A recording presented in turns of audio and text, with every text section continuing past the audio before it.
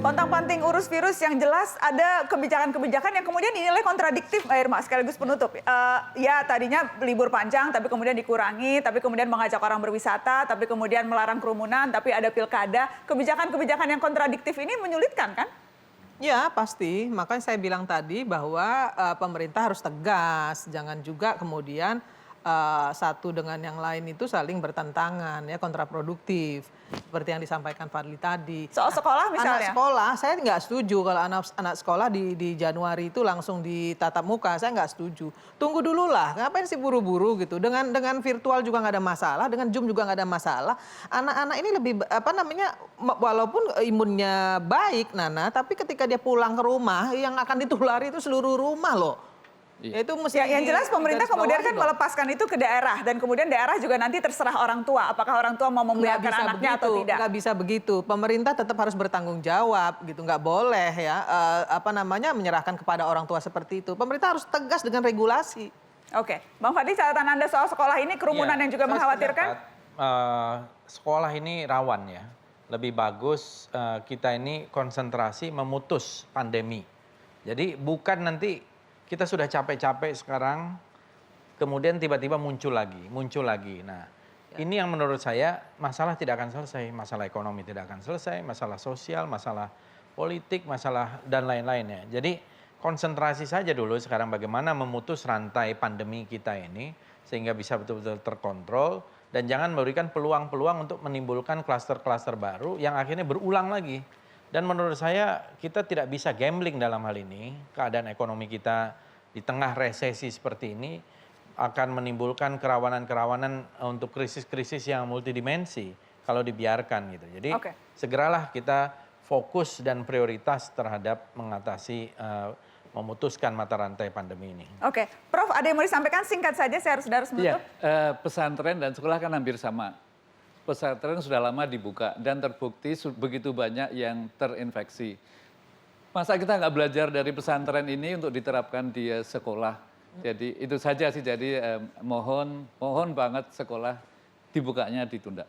Dibukanya ditunda. Baik, kita akan lihat bagaimana perkembangannya. Yang jelas sudah pontang-panting mengurus virus dan angka-angkanya belum menunjukkan perbaikan. Jadi catatan bagi kita semua. Terima kasih sudah bergabung di Mata Najwa malam hari ini. Terima kasih.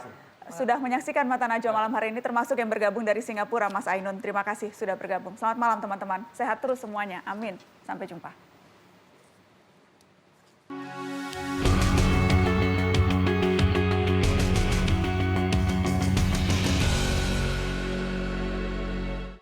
Sudah 9 bulan kita melawan virus, masih saja banyak aspek yang lewat tak terurus. Wabah ini memang ujian banyak negara, apakah sistem kesehatan dan birokrasi bisa berdaya. Penting memastikan konsistensi di tiap lini kebijakan. Percuma membuat aturan jika hanya sesekali ditegakkan. Bila negara kerap gamang dan memilah-milih sasaran, jangan heran jika warga menganggap enteng persoalan. Padahal disiplin individu dan kesadaran diri itu kunci utama pengendalian pandemi. Kita sudah sejauh ini bertempur melawan corona, tak terhitung lagi kerugian yang tercipta. Sudah terlalu banyak duka dan pengorbanan. Kalah sama sekali bukan pilihan.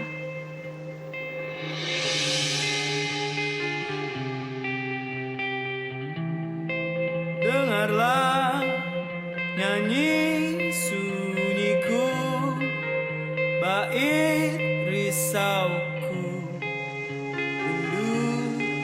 terpendamku, menyala dalam hayatku, duka padamu, duka padaku, saling lebu, menghalau awan mendung, kemanusiaan itu seperti terang pagi, rekakan harapan, menepis kabut gelap,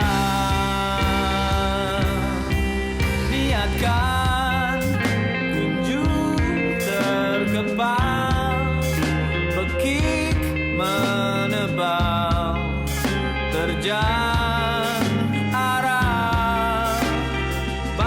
pasti terkejar.